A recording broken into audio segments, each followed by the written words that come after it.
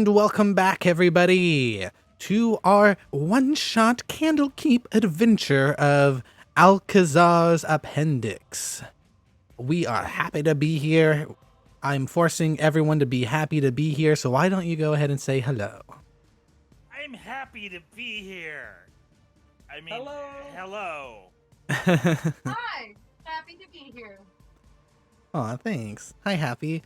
I'm Dill, your dungeon master, and I'm excited for our situation in front of us here. So without further ado, I just think we should dive right back into this. So, Woo. best part of the soundtrack. So, last time we left off, we had found our adventurers traveling through the Anarok Desert, heading towards, well, ruins, you could say, a cave network, following these two travelers, Shamir and Pesh, that you had found, and a golem that you had found, following them to ruins described in Alkazaar's Appendix, in the tale of the great and, slightly exaggerated Alkazaar. On this mission, searching for none other than the Nether Scroll that was said to be Alkazaar's final destination, you had made your way into this cave network, which, as you began to draw close, was very evidently dotted with signs of a worm. Your guides, Shamir and Pesh, were like, man, this place is shitty. And lots of poop humor followed after that. It was pretty good. And then you guys pressed onwards, and as you stepped into this kind of circular cave area, you looked around, and there were like these 6 murals on the wall, all of them depicting like these different scenes with this like some sort of inscribed writing below it. And before you guys even got a chance to like do much more than just glance at it, you felt the ground just like rumbling and shaking, and then the purple worm burst through the floor there, kind of like caving in the entrance just a little bit, and all writhy and purple worm like it's now here to fight you. So we're gonna just start. We're just gonna start. This is it. This is it. We're gonna fight. We already rolled initiative. We're fucking ready to go. So Absolutely. you've had a week to think about it, Rose. I hope you've been thinking, because you are first up. oh shit, I am, huh? Yep. You're also the closest to the purple worm. I am. Has it actually seen me? Make a perception check.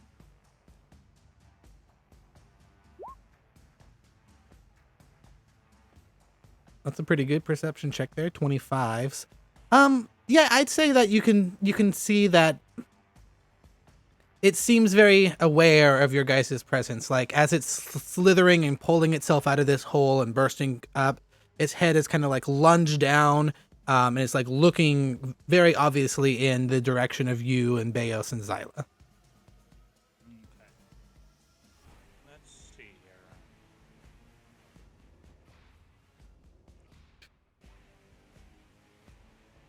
Well, I'm not gonna be able to sneak attack.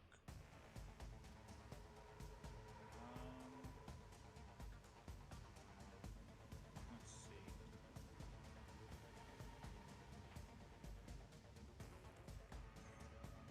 It's spiky, in case you were wondering. Whoa. Nope. Drawing a radius. Drawing lines. Measuring distance. So, is this a pretty big pile of rocks here? Yeah, it's more like it's like a collapsed like semi-tunnel that was bored out by the worm. So yeah, it's like a big old pile of gravel and rocks. How tall is it? That About- pile of rock? About 15 feet tall. Okay. Then I'm going to bonus action to Ghost Walk, Okay. and I'm going to come through here to the side Or like into the stone. Yeah. Where was I? Was I right? Where was I? Here? No, I was. You're right here. Oh, wait, sorry. Right here. Right. Okay, so right here. Okay. Yep. Okay. So.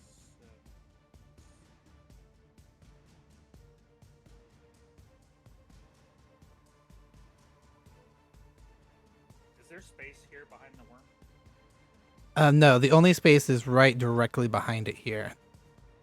That it kind of burst through where you guys came in, and the entrance there is a thin 5 foot wide like little tunnel that even Zyla would have to squeeze through. Okay.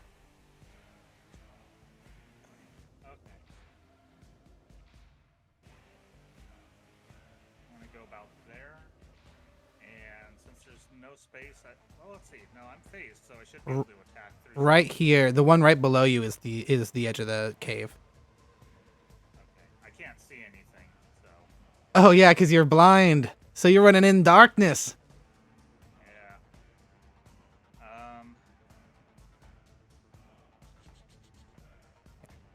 Right. I've gotten a little lantern. There. Well, I can still attack through solid stuff since I'm phased, so. Oh, that's true. Yeah, I guess if you want to be outside of the wall, you totally can be. Yeah. So.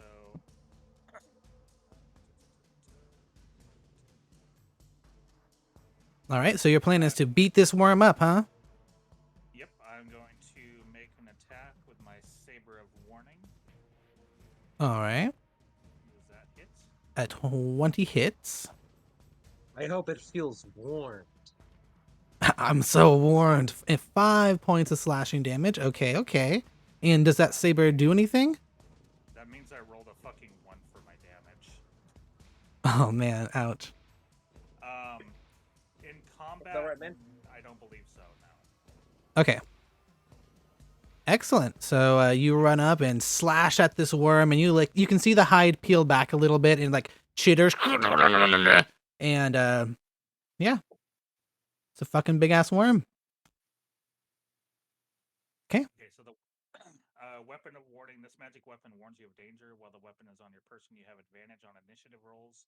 In addition, you and any of your companions within 30 feet cannot be surprised except when incapacitated by something other than non-magical sleep. Okay. The weapon magically awakens you and your companions within range if any of you are sleeping naturally when combat begins. So, no actual combat bonuses except for that nice advantage on initiative. Well, we should have taken a nap. I should have used my vicious saber instead of the saber of warning. Oh well. There's Next time. Yep. Exactly. Anything else, Rose? Nope. My ghost walk does let me stay phased for 10 minutes though, so. Okay, perfect. So I don't need to worry about getting squished in the wall. Okay. I am done. Excellent. Then Beos, you are up next. What would you like to do? You see Rose just like shimmers out and then just disappears into the rock in the wall.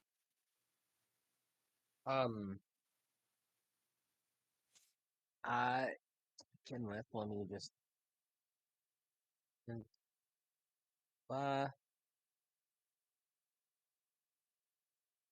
okay, so to begin with, I am going to if I can learn how to use a computer. Walk over here using 25 feet of my movement. Okay. And then reach out and offer to take the torch. All right, you come over towards Pesh, the younger of the two. And he's kind of like cowering, his eyes wide. And he's like, yeah. And he just like holds the torch out immediately for you to take it. All right, and correct me if I'm wrong. Torches don't go out if you throw them on the ground, right? No, I wouldn't say so. Why not? Unless you throw it in water, I would guess. Yeah. This is a dry cave in a desert, so. Then could I possibly move the last of my 5 feet here, and then as a bonus action, throw it over here? Why not? Go ahead. Are you just trying to make it so everyone can see because you're a kind individual? Yes.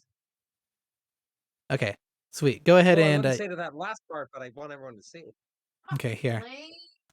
I'm just gonna move Pesh because he has the torch inside of him. So I threw Pesh. Sorry, kidding. Yeah, but he's still over there, but now the torch is over there. And you still have an action left. All right, then I am going to turn towards Violet. Say, I wish you good luck. And then lift up my staff of power at you and enlarge Zyla.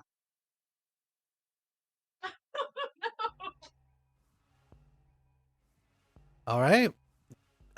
You raise it up, and Zyla, you feel this magic begin to course over you, and it's almost like a thin webbing that's like sinking through your scales, and then all of a sudden you just feel a like kind of almost like a bloaty feel, and then boom, you burst out in these huge dimensions, and you become this not just large but huge creature that is you're like almost pushing up against the top of this cavern, not like physically, but you're like your head's getting up there.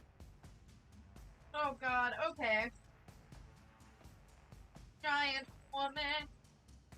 Giant woman. Woo! Speaking of, I think that's about it, right, Baeos? Yes, that would be the end of my turn. I already did too much. Thank you, DM. So that no worries. So that brings us to Zyla. You are now up, freshly enlarged. God bless. Okay. I am gonna go ahead and move. Wait, how do I move?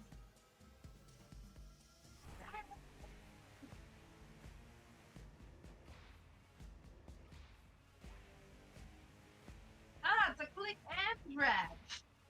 Man, I feel like such an old person. And I'm gonna come up right to its face. Ooh, okay. You rush up into this, and you can just feel the exhalation as you draw close from its mouth. It's just like hot and rancid. Delicious. What are you I'm thinking? just gonna whack at it with the Scimitar of Speed. All right, then. Make that attack roll. Dun, dun. Dun, dun, dun, dun. Dun, dun, dun, dun.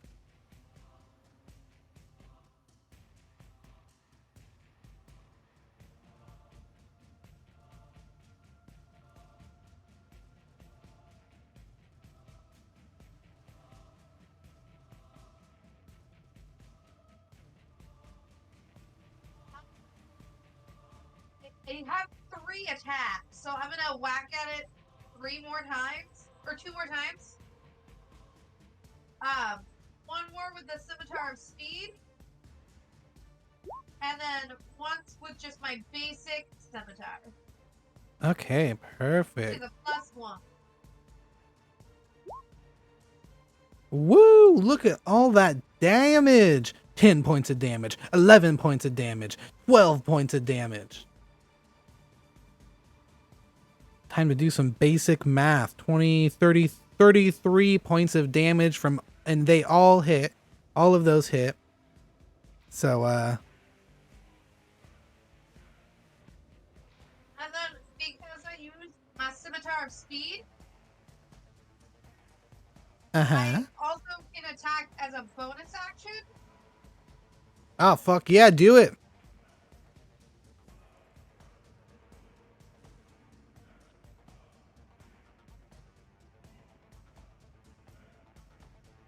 Get that attack. Oh, I lost my spot. Oh, that hits.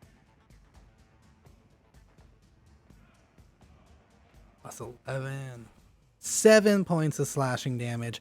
Your Fury of Blows just which isn't even a Fury of Blows. It's just a fucking devastating attack from a level 15 fighter. You just slash, slash, slash, slash, slash, begin to carve up this beast in front of you.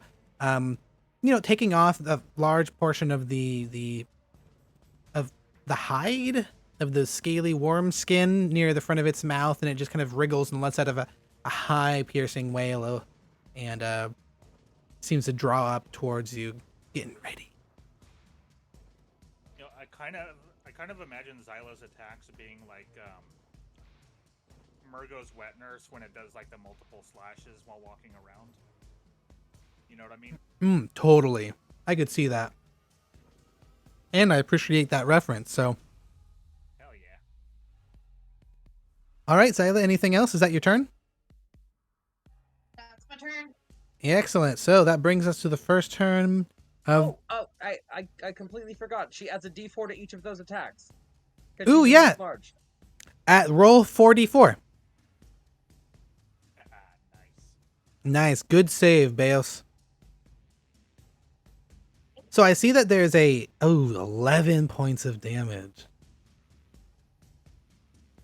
Nice. Nice. And it all goes through. You just start tearing through this creature. Okay. So, Beos, I have to ask before we get to the purple worm's turn. I see that the B and the A have dots after them. Do they stand for anything? Yes. I never decided, I will admit. And I think that's part of it is Beos doesn't know. Is that either it stands for basic automaton or battle automaton. Ooh, I like that. I like that. I can just kind of see like he has it inscribed somewhere. And it says automaton, but it's just like B and then it's like all like scrabbled out or something, so you can't read it. Absolutely. Plot twist, it actually stands for badass. Badass. Hey. This Thank scratched you. out enough for it could be a really long word. I don't know. I don't know. All right, motherfucker. Thank you for that. Now, before we get any further, let's go ahead and make this huge ass purple worm attack. So, Xyla, it rears up in front of you, chittering, and it comes down towards you with a bite attack. So, let's see. Does a... Oh my lord. I am so sorry. That is a natural 20 for a 34. I'm looking through my spells real quick. I don't think Absorb Elements works for this, does it? Not an element. Don't think so. Unless it's Spell? unless you have element worm. Bite. You know, I really don't think I have Element Worm. Darn. I do have something else. What do you have? Let me just look at this and make sure.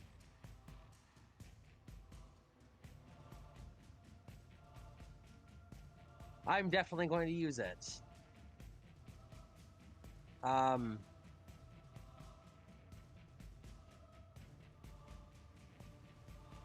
So you see, then the worm comes down, mouth open. It's gonna take a bite out of Xyla. What you doing, Beos? Realize. Sorry, just for 1 second. I mean, Slow I motion still get bite. 130 HP. Yeah, but now it's trying to swallow you, and you're gonna take continuous damage unless you make. Actually, because of the enlarge spell, she's no longer a large creature. That's right. She can't be swallowed. Yep. I forgot about that. Yeah, that's why the enlarge is great here, because she's like, you're fucking tanking it up. You can't be swallowed, so everyone else would just go bloop right down the hatch. I would try to rip its jaws apart with my arms. Oh yeah, classic King Kong move. All right, Exactly. and at the same time, I would like to use my projected ward to put out my 35 health point ward to absorb. And that's what I was looking for, to absorb 35 of the 40 damage. Okay, perfect. So, before you do that, no,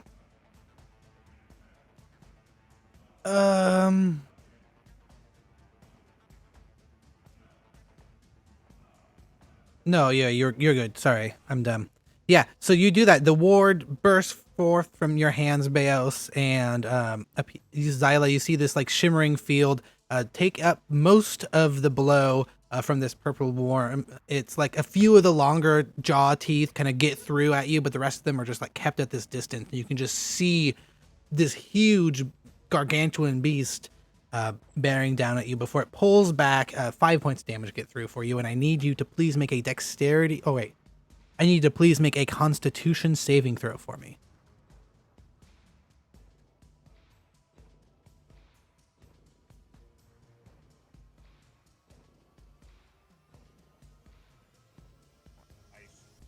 Okay, perfect. Because you are about to get stung for 25. Does 25 hit you, Zyla?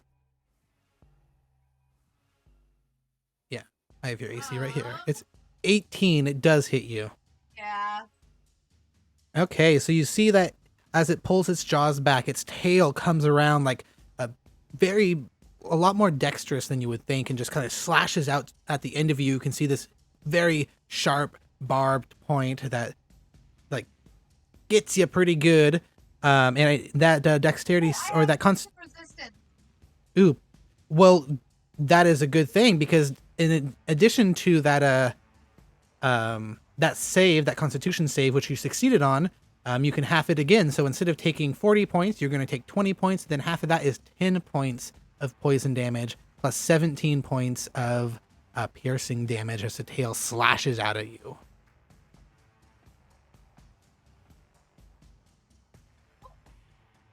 Sweet, so you're doing great. You went from like a potential, like you just cut 30 points from that one, and that's good. That's good. And then 35 from the other one. You're fucking killing it. Oh, good fight. Purple worm, fucking what? You guys are worried? No way. Okay, let's do this. So that's the end of its turn. It's not going to go anywhere. It feels happy where it's at. Rose, you are at the top of the round. What would you like to do? I would like to phase inside of it. Ooh. And I would like to find its brain and just start attacking its brain. Make an intelligence save, or make just make a pure intelligence check, or unless you have like No, I don't know. Let me look real fast, like, because I want to give you a skill. I don't feel like the real check, like the flat check, is worth it. Most of the time. Investigation? Animal handling? I don't know. I guess since it's yeah, it's a monstrosity. No, I think I like the idea of investigation. I think that makes the most sense. Nice. Okay, 22 investigation. That's pretty good. So you know that this worm is a type of creature that doesn't have one central brain. It has like a ganglion brain that is separated throughout its entire body, each small brain-like cluster controlling different segments of this worm itself. But the one that matters the most to you is up near the front of the worm, and that's the one that controls its its front segment, the head, the mouth, and everything like that. And if you were to go after anything, that'd probably be it. I'm gonna go after that then, and I'm going to attack. Does Bear see those going up into the worm's mouth? The head, I suppose. I mean, I'm inside of it, and I basically went from the rocks into the body, so I don't think you saw me. I don't know, DM? I'd say that it's like back far enough. It's not like directly over the jaws or anything. I think it's back far enough at like, you could think like the back of that segment where the head is. So I don't think you'd see Rose. Oh, yeah. So no cheer, that's just terrible. Yep. Alright. I make an attack with both weapons. Do those both hit? Those both hit. 9 and 10, and then go ahead and add an extra damage die for each of those. Okay.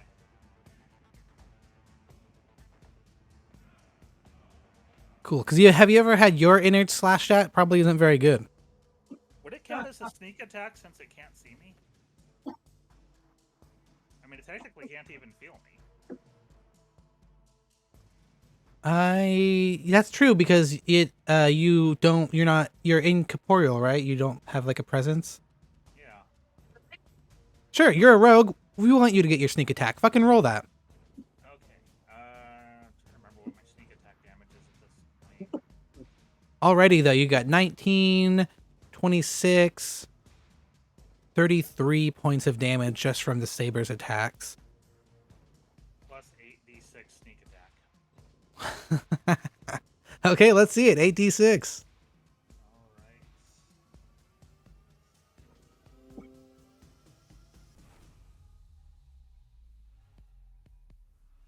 All right. Nice. An additional 30 points of damage as you just tear through the inside of this worm. And all of a sudden, the rest of you can just see it like thrashing around wildly now. Just like Xylit, it pulls back from you and it's just slamming against the walls of this cavern. Bam! Bam! The whole thing shakes. Bam! And it just begins coughing up this kind of like viscous black liquid. That like as it hits the ground in front of you, it just goes and sizzling. Oh, damn, you know what? If I had rolled one higher on the vicious weapon attack, that would have been an additional 7 points of damage. That would have been nice. Oh, so close. Oh well, I still did pretty damn good though. Seriously. Yeah, and that was my attack and my bonus attack. Sweet. So that's you? I believe so. Let me check something really quick. Dun, dun, dun, dun, dun. Okay, so Wails from the Grave. At 3rd level, as you nudge someone closer to the grave, you can channel the power of death to harm someone else as well. There's only one target here, so I don't think this would necessarily work, would it? I don't think so. Yeah, because it says, immediately after you deal your sneak attack damage to a creature on your turn, you can target a second creature that you can see within 30 feet of the roll. Roll half the number of sneak attack for your level, rounded up, and the second creature takes necrotic damage equal to the roll's total as Wails of the Dead sound around them for a moment. Yeah, I think since it's so specific about the second creature that that wouldn't work here. Okay. I believe that is that's me. That's it. Okay, cool. Then let's go to Bayos, Wizard Extraordinaire. What are you thinking, fellow?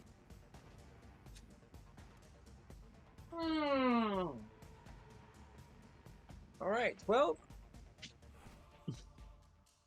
unable to, at this point, just seeing Zyla go ham, and seeing that Rose has vanished, and considering we've all worked together before, I'm pretty sure this is the first time I've seen either of them do those things. But I am going to look at this purple worm, and then I am going to cast Chromatic Orb Yeah. at 5th level. Yeah. Nice. Okay. Because it does not require.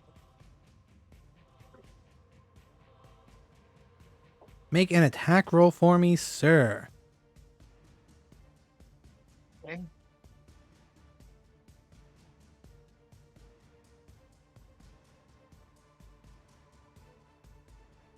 Dun, dun, dun, dun, dun, dun, dun, dun, dun, dun, dun, dun, dun, dun, dun, dun, dun.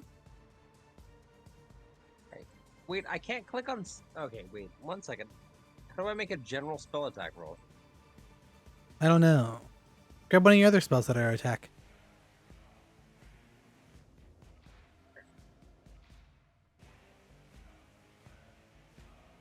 Dun, dun, dun, dun, dun, dun, dun. So 13, because my plus hit is plus 10, so apparently I roll a 3. Oh my gosh, you did. Unfortunate. Okay, so 13 does not hit. So you launch out that chromatic orb and it just goes wide. This worm is swishing around too much. Right, and then I am going to move here, and that is my turn. Okay. Zyla, you are up. All right.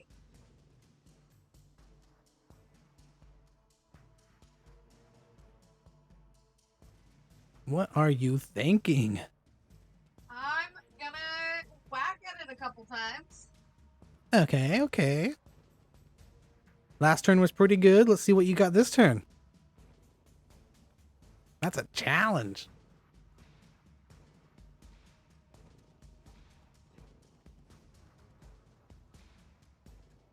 18 hits. 8 points of slashing damage.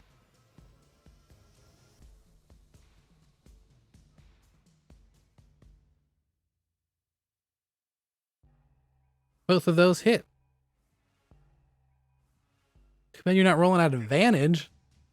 Don't forget your extra attack with a scimitar, too. Yeah, both of that's good. 22 points of damage, plus 8, 30 points of damage. Now roll an additional damage die for each of those attacks, or additional d4 for each of those attacks. So 3d4.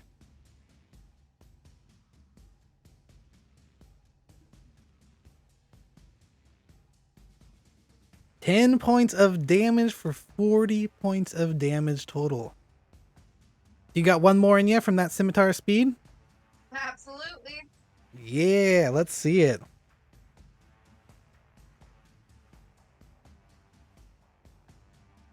$29 hits.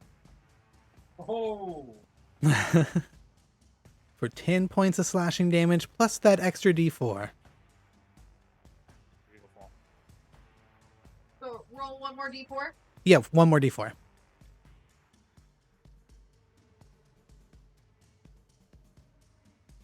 Four.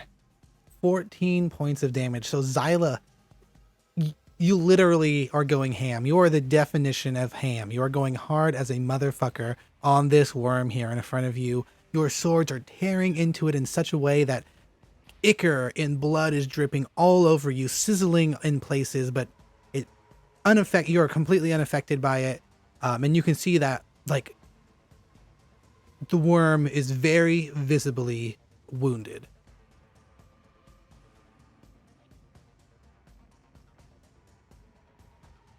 It's just a warm-up.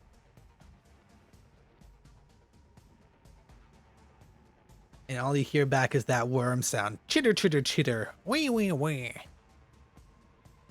That's what worms sound like. I've heard them. It's true.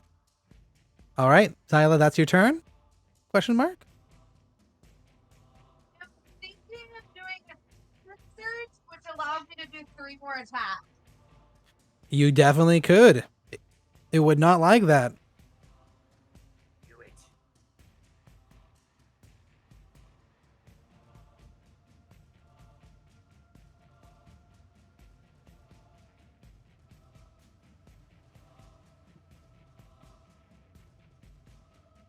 Action surge. Yep, you can make one more attack action. That's 3 attacks. You doing it? You doing it? Absolutely. Fucking A. Let's see it. 3 attacks.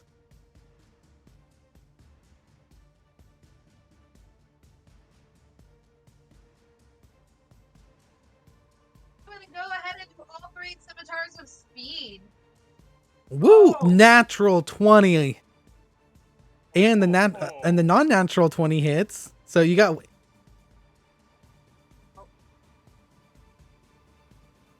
Holy shit. makes up for the natural 1. Go ahead and fucking roll those. That was beautiful.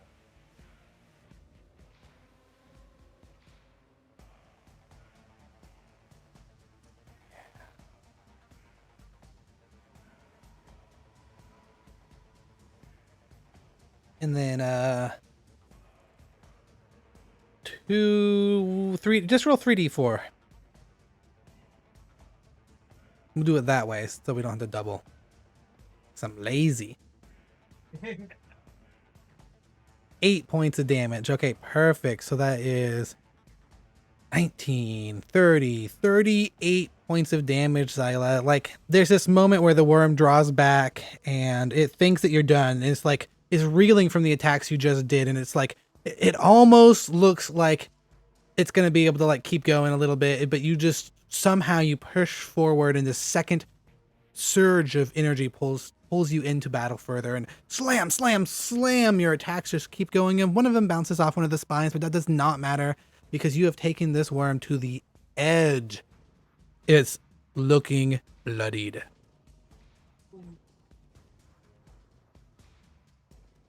Now is that your turn, you vicious monster, you? Yes, that's my turn. Okay.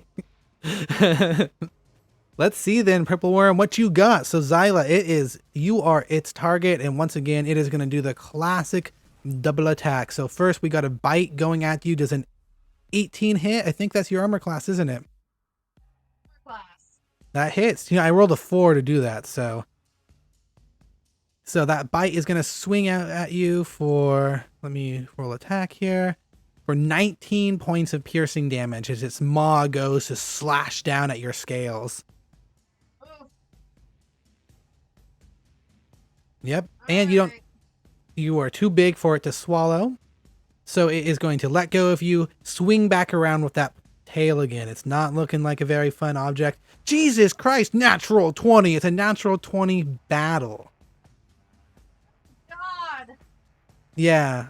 Okay, so you are going to take, right off the bat, 36 points of piercing damage. And I need you to make a Constitution saving throw for me.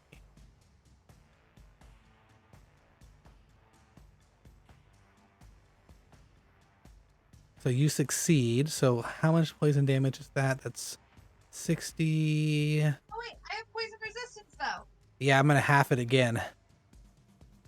So we're going to half it twice. I just have to do math first. So that'd be 74 points of damage. Half is 36. Halved again is 18. You take 18 points of poison damage as well, as the tail just like has this like corrosive ichor that just slams, like pulses into your body every time it slashes against you.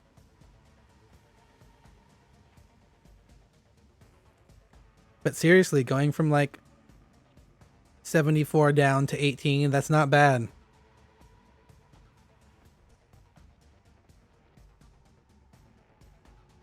Yeah. Yeah, and that's it. That's all the worms got. It can't do anything else, which brings us to Rose's turn. Are you still up, Zyla?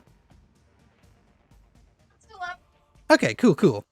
Hey, I wasn't worried about it. Rose, what are you doing inside of there? You can just feel the physical blows as this worm is being killed in front of it, like as you're standing inside of it. It's just being slaughtered.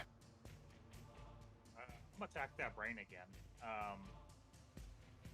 Do I still get sneak attack damage on that or no? Yeah, totally. Why not? I still say it can't see you and you're not standing anywhere, so its tremor sense can't pick you up. So, and plus you're a rogue. I would be rude not letting you do that. Okay, both of those hit. Roll that damage. Roll that sneak attack damage. Okay. 39. Okay, Rose.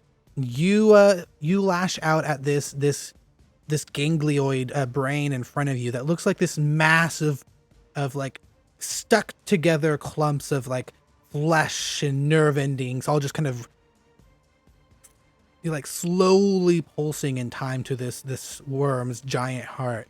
And as you cut at it a second time, you see this large like vein-like thing that you can sever, and so you go right through it, and the whole worm just like seizes up and begins constricting, and everyone outside, you can just see the worm, like its head pulses to the ceiling, slams into it, and it just begins rolling and rotating wildly. It looks like it's trying to dig down, but it can't, and it's just going mad. It's has these death spasms because, Rose, you have finished this worm off. The purple worm is dead. Yes. Sweet. Dude, congratulations, guys. You have defeated a purple worm in quite, like, not that much time. You guys did a great job at this. And I get a soul trinket. 'Cause it's And, yep, and you get a soul trinket. Don't forget to collect that. Rose, are you going to pop back out of that worm? Yep. Okay. And I'm gonna stay phased just in case it's needed because I still got some time left on it. So I can do it for Excellent. up to 10 minutes. Excellent. Well, that was wonderfully done. Excellent work, everyone. Agreed. Good job, Rose. Good job, Zyla. I'm going to be trying to pull out like a tooth or something from it to attach to like my necklace. Yeah, totally. Go up and just make a. You don't even need to make a strength check. Your shrink. Oh, what? Yeah, will that tooth shrink down when she shrinks down? Are you gonna be holding on to it when you do? Yeah.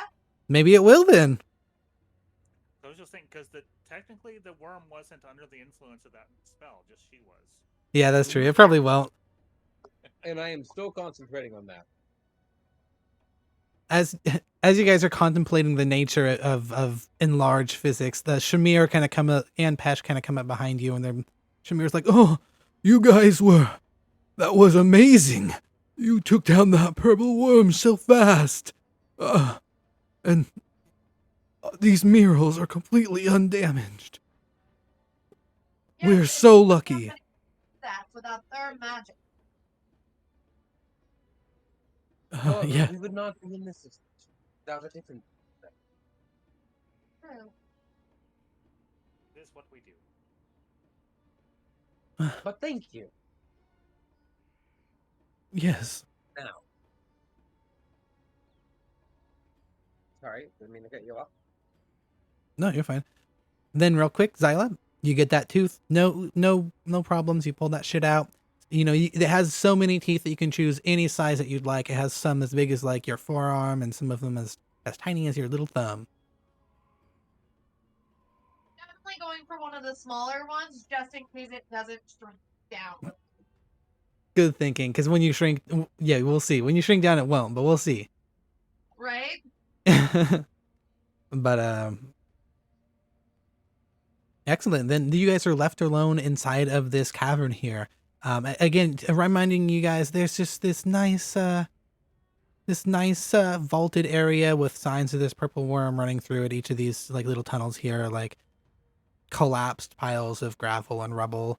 And you have kind of made your way into this cave network here, and around you are murals. Each of these walls are painted with 3 murals running up and down the side, about 10 by 10. They look pretty old, and each of them depict a different scene and have some like scribings underneath of them, some sort of inscriptions.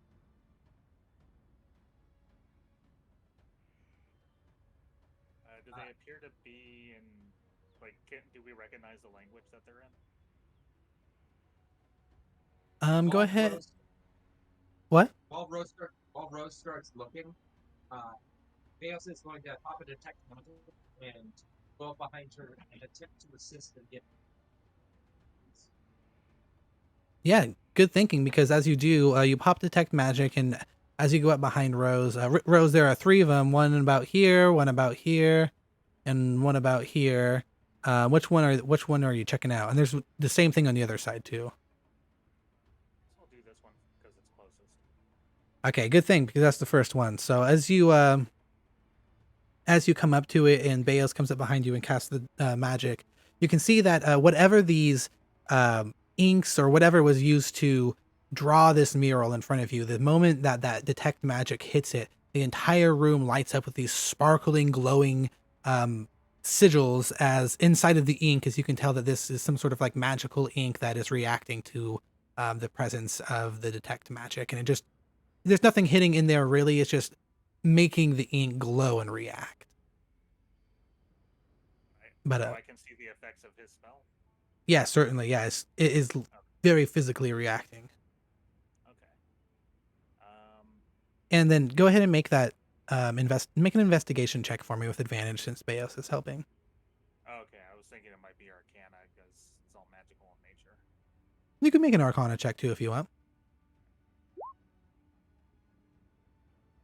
I'll take the 29. Okay, that's good with me. So you look it up and down, and you can see that the runes are very ancient. What makes up like the inks and stuff, very ancient. As is the scripting underneath of it. All of it is, if you had to guess, and kind of from what you know, it would be about the time of the Netherese, of everything that's going on here, right? So this is pretty old wordage. As for the magics and the words themselves, you can see that It is in a, while old, still used form of Draconic. Does anyone speak Draconic? I don't think I do. I do not. I do not I either. don't. I speak Abyssal and Common. However, 1 second, let me just check my spell slots to make sure I'm not outdoing myself here. So, and I have to count off 1. Detect magic, right? Mm-hmm. Alright, and then I am going to cast. Please tell me I have it prepared. I don't even have it learned. Mother. Why did I not? As you guys are all kind of crowded around this mural, like you're like, do I have it? Can we do it? Like, Shamir kind of comes up next to you and he's like, oh, these are the ancient words of the dragons. I can understand them if you can't. Maybe I could Thank translate. God. Please. It's quite helpful. All right. So before you guys, you see all of you stand, and you too, Xyla, if you so wish, are standing in front of the first mural. This mural shows 3 wizards, each wearing these strange pointed hats and using magic to bring to life a stone golem. The stone golem has a bright blue sapphire in its chest. You can see that the ancient draconic script labels each wizard, and a larger inscription is engraved below the scene.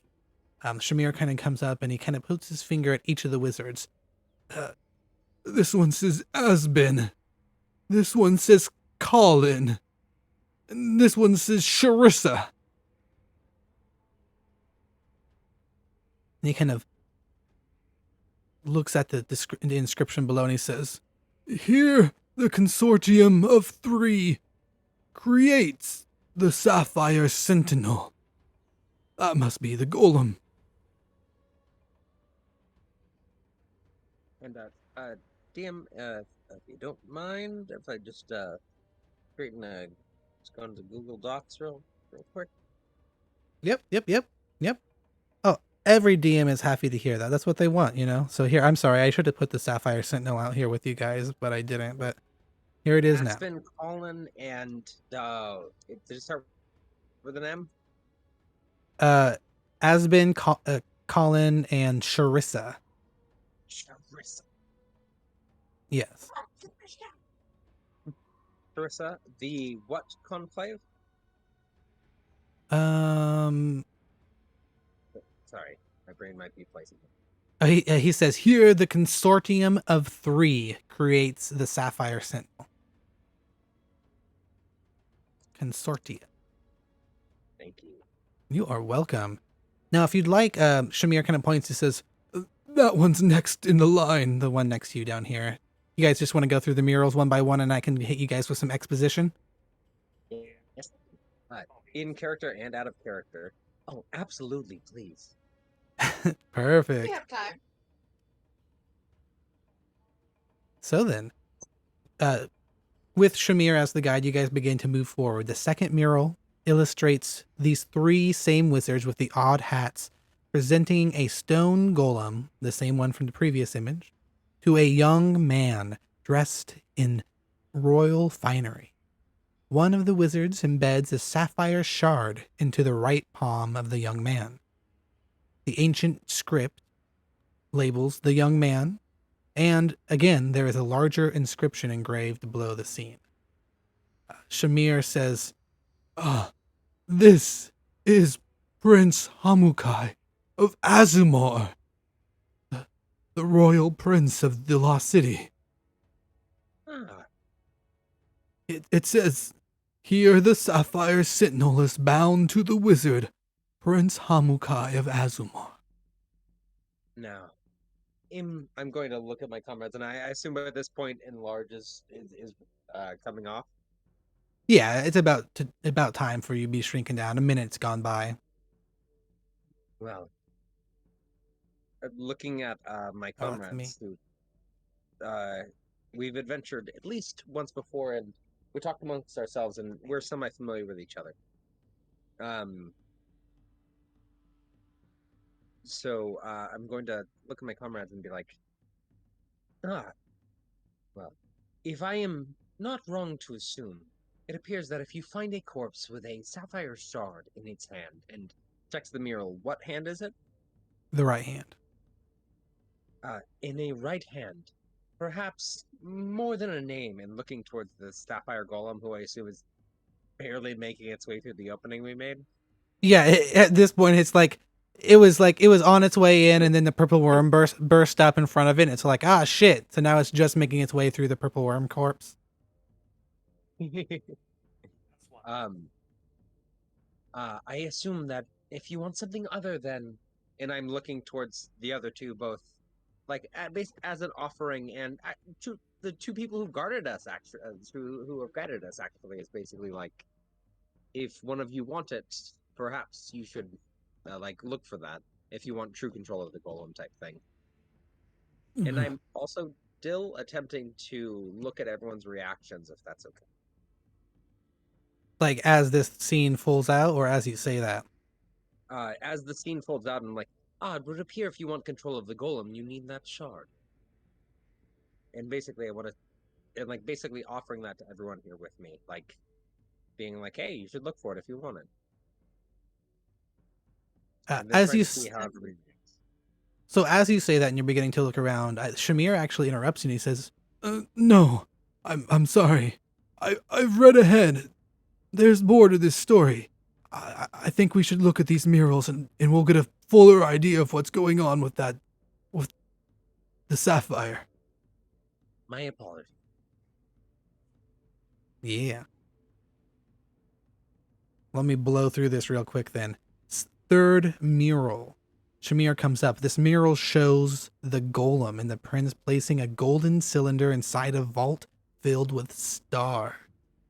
A beam of blue light emerges from a gem in the golem's chest. A sapphire. There's a large inscription engraved below this one, and Shamir reads it. Here, by Hamukai's command, the Sapphire Sentinel unlocks the Vault of Stars to hide and protect the Nether Scroll. So bam, right there. You got it. He moves on.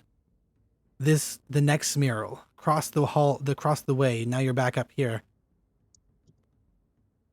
Fourth mural portrays a battle between the young man with the blue stone embedded in his right palm and a blue dragon and its army of monsters and men.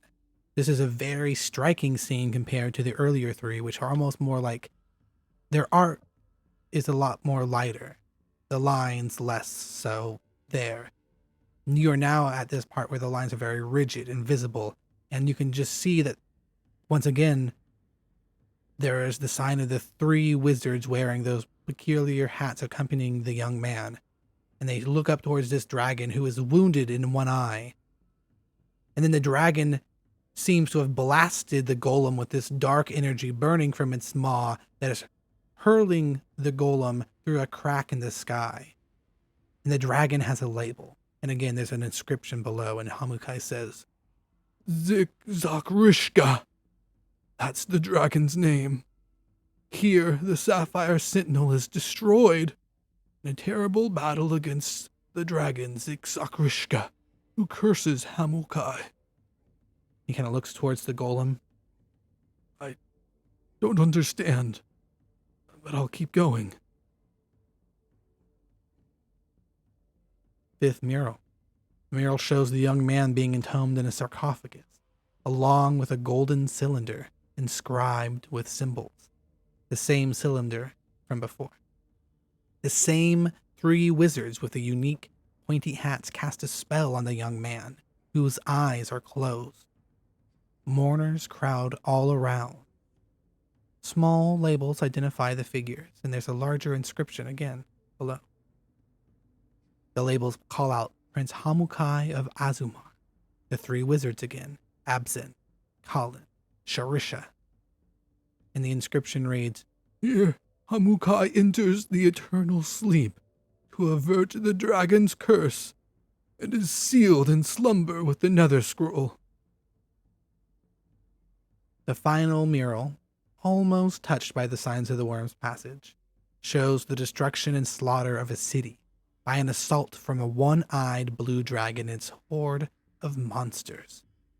The blue dragon stands atop a mastaba, under which lies a star-filled vault surrounded by a magical orb. The vault holds a young man inside a sarcophagus. On the left side of the mural, 3 wizards wearing those curious hats flee towards a distant series of caves. An inscription below the painting is accompanied by a rough map. Shamir rolls his fingers across the final words and reads, "Here, the dragon returns to destroy the city of Azumar and open the tomb, Prince Hamukai, as the survivors flee to Harun." That's here. And he points towards the crude map. And that must be the location of Azumar, and the location of Prince Hamukai's tomb.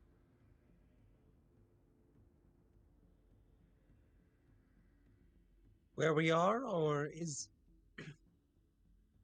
No, this map, and he kind of like points towards the lower left-hand corner. This is Harun, and he draws his finger up towards like the middle right. And this must be the lost city of Azumar. I'd say 2 days' travel, if we're quick about it. That is fair. But I know think this. that I'm you know sorry. this. How Yes, well can you describe it? It is a place of terror, of never-ending swirling sands, a storm that has taken over the entire place and is said to tear flesh from bone. Then it sounds that... And if you want me to make an intelligence check for this let me know, but my 20... Regardless. It sounds like perhaps this is the place where... I'm so sorry, I forgot his name, Del. Az or something? His name is Hamukai. No, the legendary adventurer.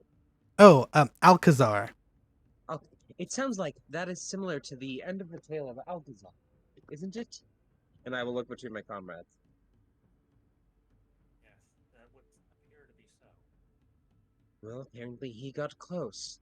Now, if you can describe a set place or a monument or a location close to it that has not changed, I can bring us there. Immediately. That does sound helpful. He points at the mastaba at the center, the mastaba, which is this tiered pyramid-like structure. And he says, "This, if anything, this is the vault and the grave, it seems, of Prince Hamukai. If anything still stands, it's this mastaba. But in that case, I am going to think about the top of that, as I think that most likely that will be the most exposed part. On top of that, I'm going to aim to have us appear about 100 feet above it and float down, if that works for everyone. I'm going to look at our 2 compatriots. they both look at each other and look at you, and Shamir is like, I'm not one to trust in magics, but you have shown us much in the way you handled that worm. I would be willing to go." Thank you for understanding, and thank you for your healthy fear of magic. It is the worst. And, okay, before we go, this, as far as I can understand, this was the last place that all of these people came? Yeah, it's pretty. It seems very obvious in the way that you see this mural come out that this is like the last refuge of the of the people that once lived in Azumar after the blue dragon Zixarkrishka attacked. In that case, perhaps we should look around and find if there's anything left. Although, in looking at the purple worm, I sincerely doubt it.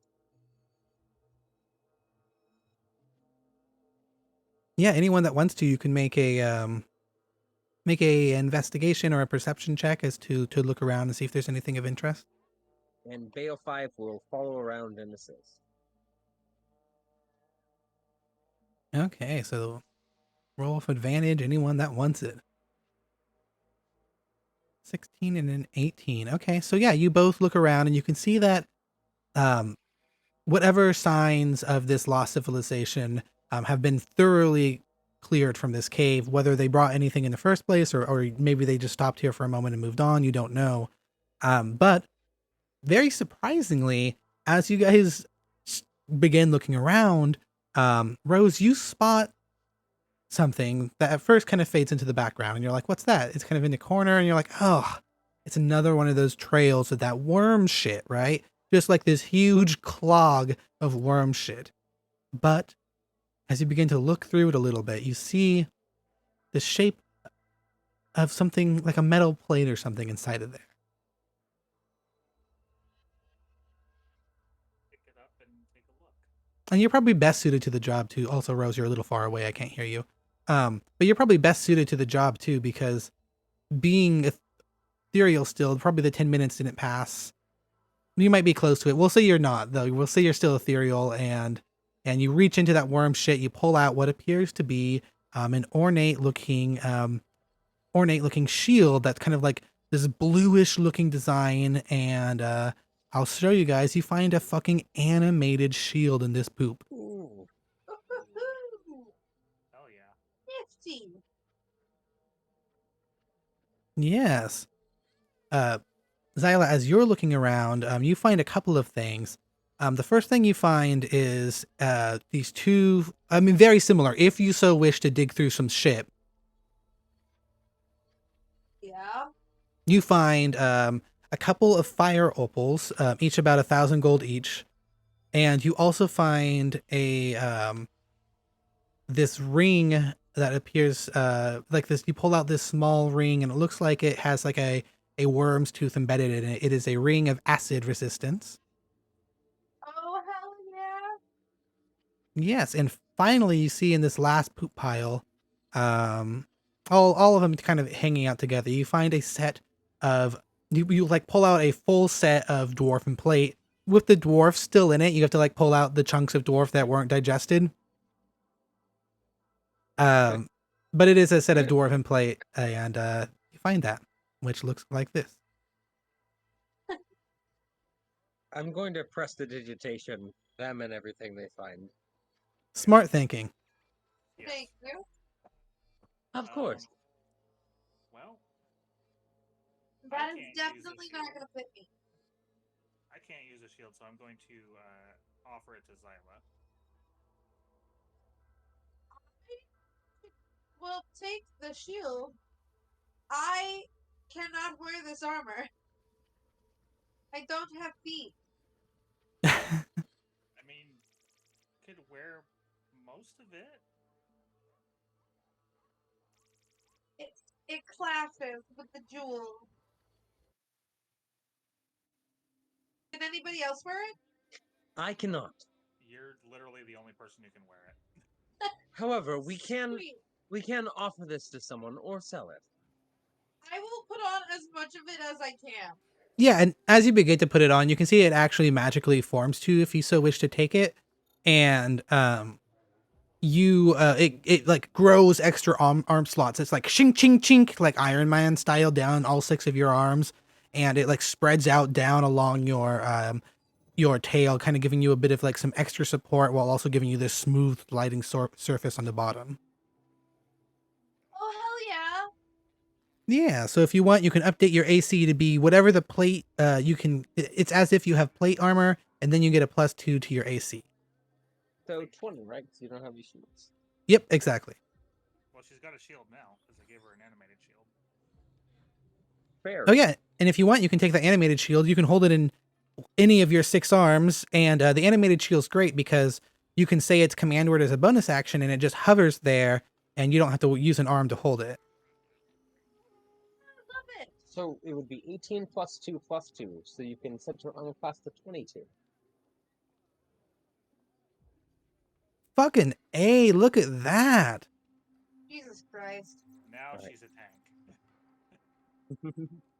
That's what we want to see. Initiative. 64 max. Yep. 87. Yeah, in case you want it, here's the full text of that shield, because I don't think I kicked it in your... I don't know if I kicked it in your face or not. Okay, and that's about it. That's all this place is. You got 2 fire upples, the animated shield, the dwarven plate, and the ring of resistance acid. All right. And Zyla made out like a bandit. Can I offer up like the jewels or like the ring to anybody if they would like it? Does the ring require attunement, Elf? It does, yeah. I am fine on that thing. Yeah, I'm fine too. I've used up all my However- slots, I believe. However, as I will hold out my hand, I will sell it at the next city or disenchantment, so I may make the same enchantment. What? I will do the best I can to wizard it. Give it to you? Thank you, and I'm just going to put it in my bag of holding. Bloop. Awesome. What a wise choice. Bag of holding is so good to have. Oh, yeah. The only thing in there right now is a ring. All right. Now, if you're confident that this is an accurate depiction, I suppose, like you said, the best we'll have. I would like to cast the teleport spell. Okay, pop it in chat, because I don't know how exactly it works. I want to see this verbiage. I want to see what's going to happen. See, and that's why I asked if there was a specific thing that looked like a specific thing, because if that's the case... Yeah, the mastaba is very... Like, it is depicted in each one of them along the way, right? It's very, very noticeable, I'd say. So, yeah, let's see. Let's see. All right. And, Holy fuck. Right. Damn. that's 1 second, crazy. let me actually find something that's readable. Use 8 willing creatures of your choice. Okay, let's see. Let's do this. Now, that's the thing, because the way this is worded, it says, all right, if there's an associated object, it's a 0 to 1, 1 to 100 chance of success.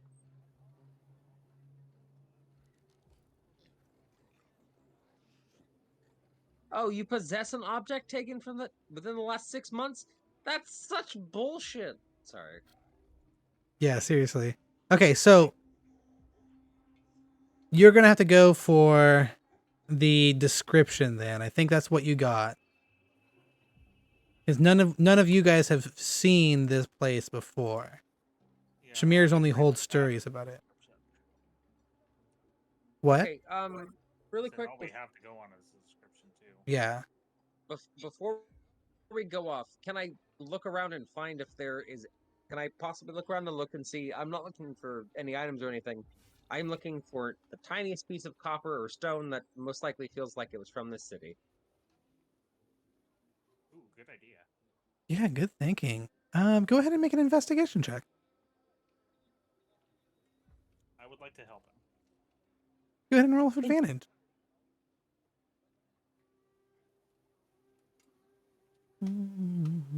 Oh wait, that's not an investigation. Thank God. Nope, it's not. Holy shit. Wow, that 30 is way better. Yeah, so you look around and I'll say, yeah, you find a small piece of architecture that looks like was used to support part of the mural design at one point. Maybe with like a pseudo frame. Kind of, it looks like it came up and created an archway out of stone, and a piece of it has kind of chipped off, and so you grab that, and you're probably pretty confident that it's of Netherese origin. Alright, then I'm gonna think of the city and roll a goddamn D100. Roll it, son. Trying to get 43 or better.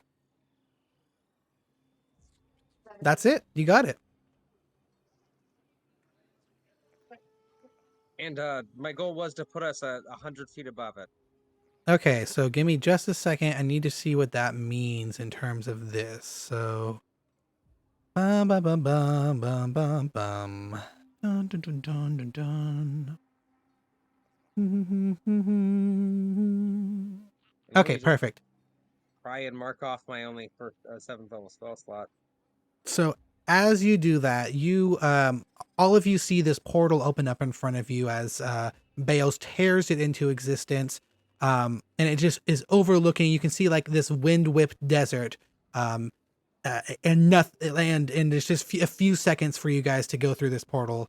And so you all pile through. Sure. Okay, Shamir and Pesh go as well. They're trusting you guys here, and you just come out the other side. It's still like the edge of nighttime as you guys are pushing on here, and so you're just overlooking as you step into this at first what you think is just a desert scape, very similar to the one you saw before, kind of rolling just a little bit. This kind of what you see when you're just like looking out as you step out of this portal, as you feel yourself pulled through.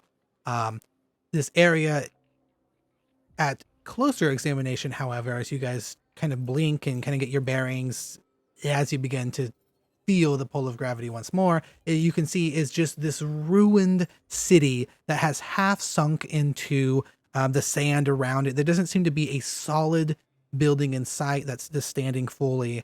And as you look around and then look down, you can see that beneath you is this huge dome-shaped sandstorm, 400 feet wide, that you can very, you can make out because you can see it. You're above it.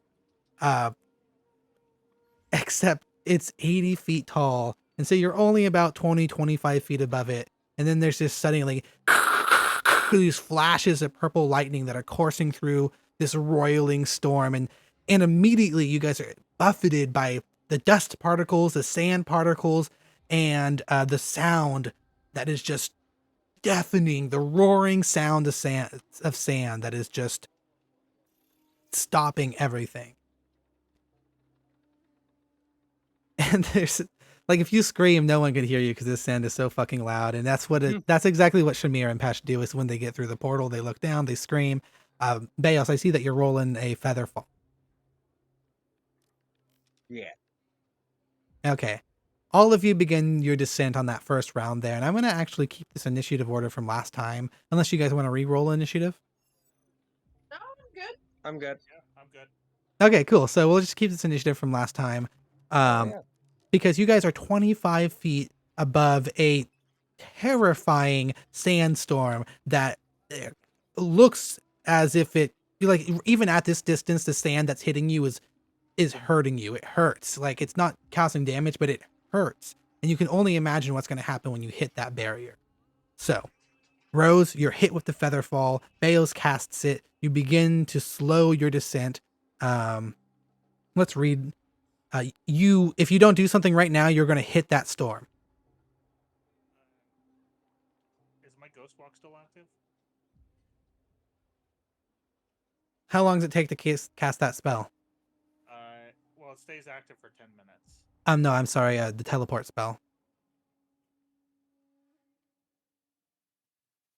How long does it cast or take to cast teleport? Yeah, that was a casting time of 1 action. Yeah. Yeah, you still got probably, let's say 5 minutes. You think it took you guys 5 minutes to go through the murals and then? Oh yeah. Then cast teleport. Yeah, you got 5 minutes left. 50 rounds. That sand ain't doing shit to me then. Okay, cool. So are you just going to descend straight down? Yeah. Okay. So you descend into the sand, and you can see that it is just whipping wildly around you. There's a bolt of purple lightning that goes off right in your eyes, and then the roar of the thunder just like washes over you. But you're fine. You're incorporeal. You fall through this sand. It's only about 20, 30, 40 feet thick. No, it's probably about 30 feet thick. And after you pass through it, you are now free falling down towards what appears to be that mastaba from the pictures. It is a multi-tiered pyramid-like structure that is rising from the sand below. And as you fall down towards it, go ahead and make a perception check for me.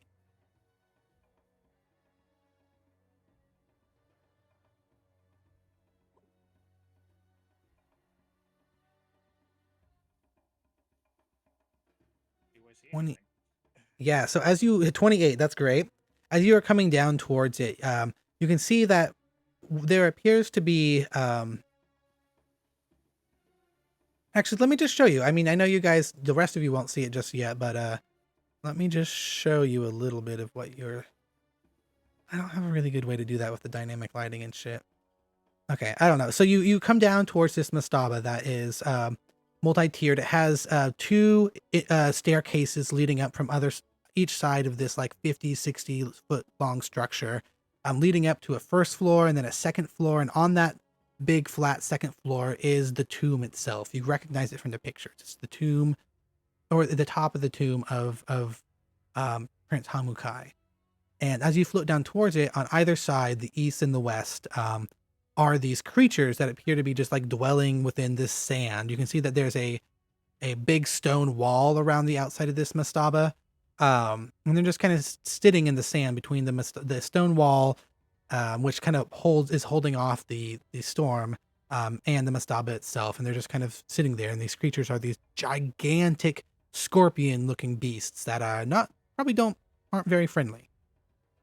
Yeah, they don't look very friendly. Yeah. But the rest at first glance appears clear. Okay. How many scorpions and how far away? You're about they're 40 feet from you. You move 60 feet with this spell. So you're 40 feet from the ground, and you can see that there's about 3 giant scorpions in either side. And the whole mastaba is between them. So if you were to land in the sand and go after them, it's not like the other ones would come after you. There's a distance enough that it seems like you got this. You get it. Shit, I'd rather avoid them. Okay, now I'm a little unclear. What's a mastaba? Mastaba is kind of like a. Here, let's see if I can just show you this map. It's gonna be weird because the thing's not on. I don't have your tokens on the map. Here, let me see if I can show you though. It's like a kind of more like an Aztec pyramid, but it's smaller and it has a mausoleum on top. Oh, okay. Yeah. Okay, cool. I actually can show you this. So give me just a second. They did a nice job with. And that's directly below me, right? Yeah, it's directly below you. So here you go, Rose. Oh yeah. Oh yeah. I forgot. You don't have vision with this just normally. Here I am. And let me give you.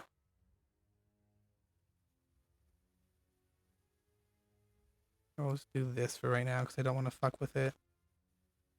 Bam! You can see stuff. Yeah, I just want to land on top of that and avoid the scorpions. Yeah, totally. And you're not that you're not that big. You're this big. Yeah, I was gonna say I'm not the one who got the enlarged spell cast on. Yep. Okay, so there's that. Let me do the rest of you guys too. More easily by going over here and copying, pasting. But okay, Bayos, you are next on the initiative order. You just fall down, Rose. You're 40 feet to go, so next turn you'll be able to get to there. So Bayos, you have 60 feet to fall. There is a sandstorm between you and whatever Rose just phased through. Okay. So what you thinking? Okay. And I assume I can't see through the sandstorm? No, the only thing you can see is like purple flashes as lightning is blowing through it.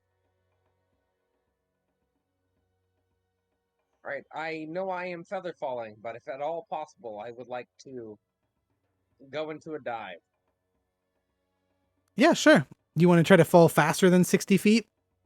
Yes. Okay, go ahead and make a acrobatics check for me.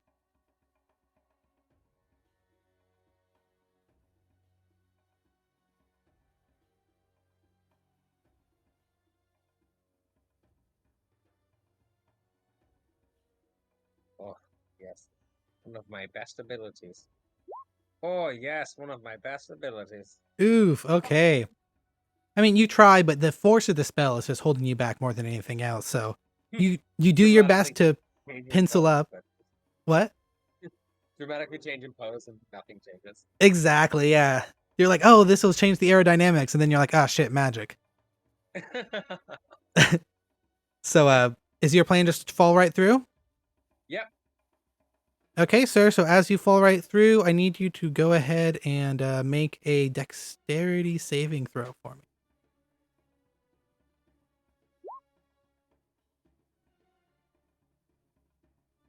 Okay, 17. Let me see. I can't remember if that succeeds or not.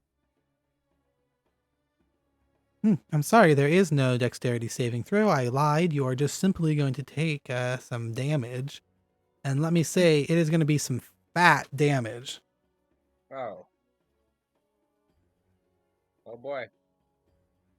Okay, so you enter the sandstorm and immediately are buffeted by like you Rose, you are so lucky. You are immediately buffeted by these magically driven sand projectiles, and the lightning is going. It's just terrifying. It's a terrifying moment. It's only 20 feet.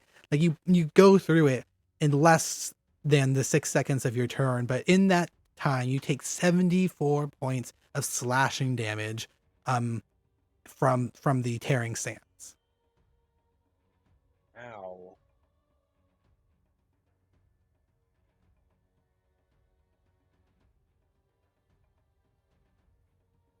Yeah, that hurts. Oh, I made a mistake, guys. I should have just telephoned.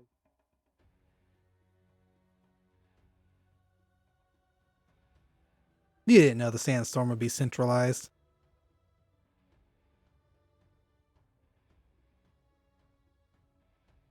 Okay, friends.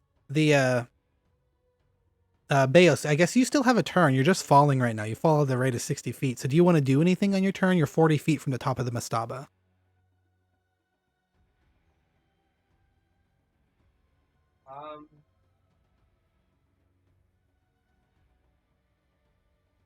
Not much I can do.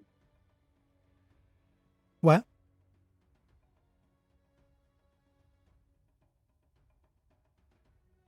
Good. Is that the golem? This one here? Yeah. Still? Yeah, this one right here. Yeah. Yep, that's a golem. I just have him on the map. Okay. Thought something was going on with my internet for a second there because everything went quiet.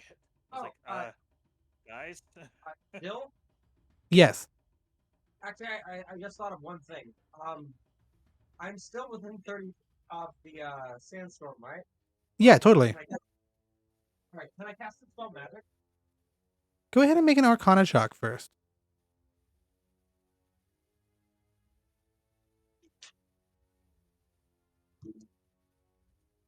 Actually, yeah. Actually, before you even roll that Arcana check. No, make an Arcana check. Yeah, go ahead and make an Arcana check. Natural fucking 1. That hurts. Yeah, go ahead and cast Detect Magic. Or not Detest. No, I mean, go ahead and cast Dispel Magic. How does that work?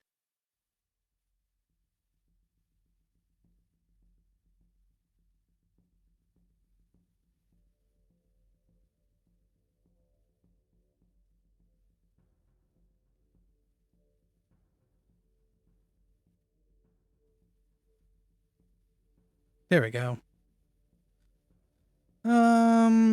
Let's see, equals.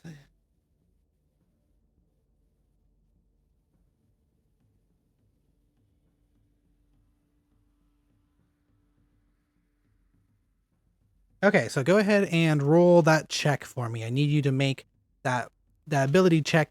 So roll a d20 and add your spellcasting ability thing. And my proficiency. Yeah, and your proficiency. So should I just make a... Alright, I'll just roll a d20 in the Yeah, either that or just like making a spell attack if you have one. It's 12 plus 10. 22. So that will actually do it. As you turn around and look up at this the sandstorm as you're falling through it. You point your hand up, and the dispel magic like very visibly takes effect on this sandstorm. The sand in that area just stops moving immediately and begins to fall at a very natural pace, no longer blowing wildly. And it creates this 20 by 20 foot wide tunnel through the sand wall, about the length that you would need to get through this the actual swirling part. You have successfully made a hole that Zyla, Pesh, and Shamir can slip through. Thank God, because those dudes were gonna die. Not Zyla, but They would totally be dead. yeah, they can't take 10d10 damage. No way. Oh, yeah. Nope.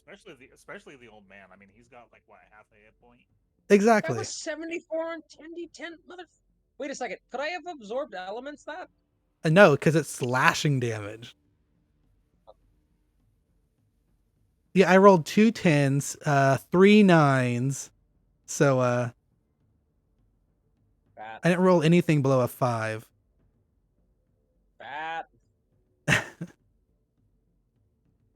All right. So I guess the rest of you guys, you don't have to do shit if you want, unless you want to do anything fancy. Zyla, the sandstorm opens up in front of you, and all of you can just kind of slip right inside and float down towards the mastaba.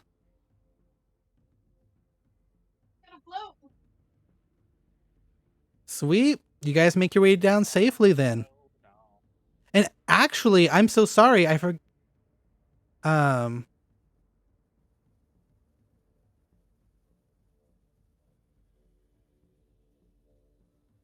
No, that's right. That's right. Yeah. So as you guys float on down and you land on the mastaba, if you guys want, feel free. Here, I'll kind of like drag your tokens around. Does it update as I drag it? Can you see?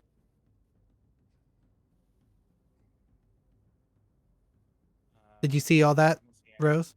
Oh yeah, I just saw me move. Yeah. Okay, cool. Yeah. So I'm gonna kind of move you guys around so you hopefully all can see. But you can see this mastaba it has a room in the middle of it, like a big old room that rises up that's ornately decorated. Where would you guys like to land up here?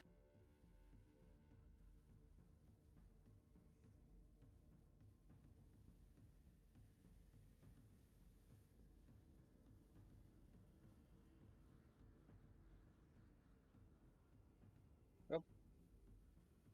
Okay. There still? Yeah, I am. Can you hear me? Okay. Yeah, now we can. Yeah. Okay, sorry. I'm trying to leave you guys. It's probably me. I think I'm lagging because I have some stuff called OBS running and my computer sucks. Yeah. Just close the tab with Pornhub on it. That'll reduce the lag. I can't. If I close it, my membership might not. I'm stealing it, dude. Come on. I know. The MILFs are tempting, but later. Okay. Whatever. Well, okay. So there's Wait. like a. Yeah. The Mustafa's like a big, like actual room and stuff. Yeah, so at the very center of it, it's just like this large rectangular room that has doorways on either end, the north and the south here. Oh, Or, I mean, the east and the west here. There's that guy right there. What guy? That giant guy. Oh, you can see that guy? Oh. Oh, yeah, the Sapphire Sentinel. That's the golem. Oh, okay. Wait, where's Zyla? I don't see her token. She's down here. Zyla, you can move yourself around. Here, I'll move you up here with everyone else. Your- Is that cool with you, Zyla?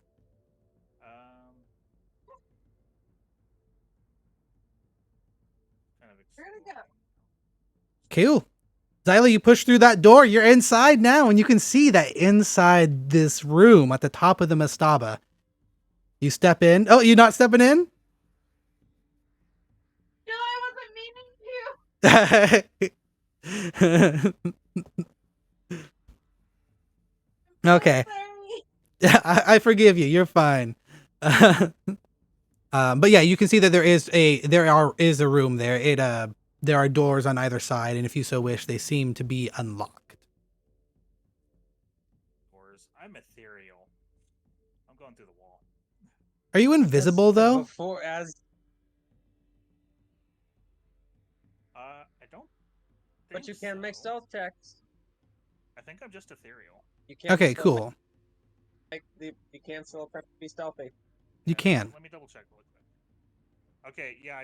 Okay, so yeah, it says I can phase partially into the realm of the dead, becoming like a ghost. It doesn't say I'm invisible. I will make a stealth check though to sneaky ghost in. Yeah, go ahead. So that is a pretty good roll there. And I'll tell you what you see. So, Zyla, you didn't mean to, but it seems that our good friend here, Also, Bill, does mending work on me? Bill? Mending? Hello? Dylan, Yeah. No, you guys. hold on. Nathan wants to know if mending works on him since he's technically a construct. Did it just me or did No, it's my side, guys. I'm sorry. sorry. Yeah, look, I have dropped frames, 59 dropped frames. No. We'll pick him up. I think it's because my encoding's all messed up. I don't know how to like fix this shit. I'll have to do some looking around. But Do it. do you want to know if mending works on you? I don't think so. Yes. Not in this uni. Okay. Alright. Ye- It was worth a shot. Fair enough. And I don't have any health potions personally, and I don't suspect anyone else does, so I'm gonna. Yeah, no. I didn't think about getting those. okay. Well, shall we? And looking around is. How is the golem reacting to all of it? It seems to be like it's like very surprised to be flying through the air, but it is following. It's trying to follow Rose as close as possible. And more than anything else, it just seems excited. You can see in the way that its hands are moving that, it's having some sort of sign language is going on, and it just is like the more you talked about Prince Hamukai and Heirun in the room with the murals, the more excited he became about what was going on, and the more animated it became. And by this point, floating through down to this, landing on the mastaba, like it's beginning to recognize stuff, and it's like its hands are even moving even quicker, showing this sort of like anticipation.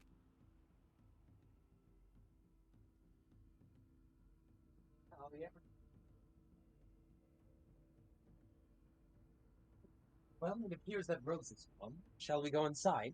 Yeah, why not? Okay, are you guys going to enter through the right door? Yes, I'm gonna turn around to the two people behind us and be like, and I warn you, it seems like. And I do look beat to shit after that, even with his. Um, it seems like this might be very dangerous. But I think you knew that already. You're like, they both nod, and Shamir reaches out to Pesh, and they both kind of nod at each other, and Shamir's like, we'll wait for the all clear.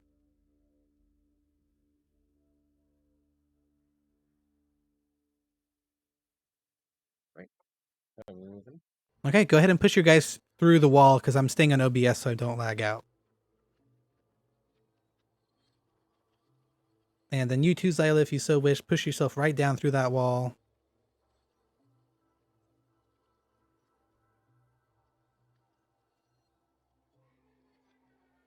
And as you all go in, Rose, you see it first because you phase through the wall, but the rest of you also see inside is a rectangular room decorated with hieroglyphs and ornate drawings of this beautiful city that you probably can assume is Azumar before it was brought to ruin.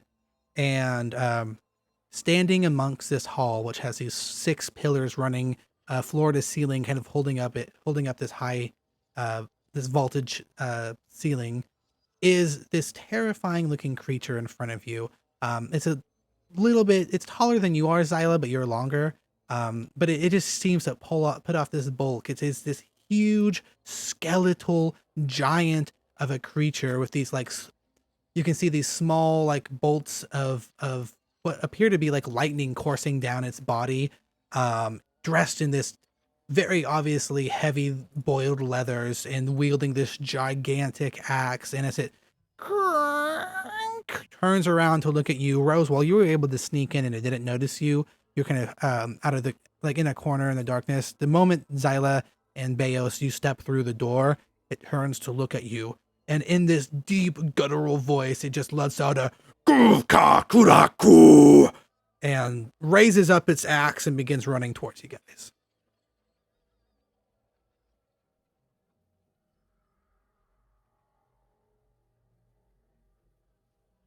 And I think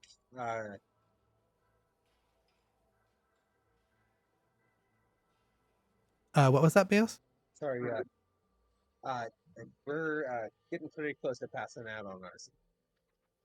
Yeah, we are just about it. So, if you want, real fast, like those of you, you can see the horn at its side. The lightning gives it off. The big old skeletal. This is very obviously the skeleton of a storm giant, and it is rushing down at you guys.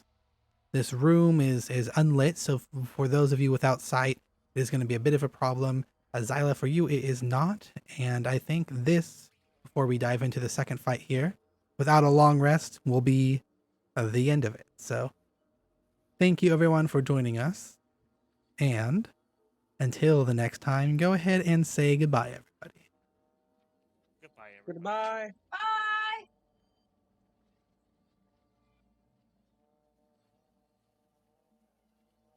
Okay, how tall are storm giants?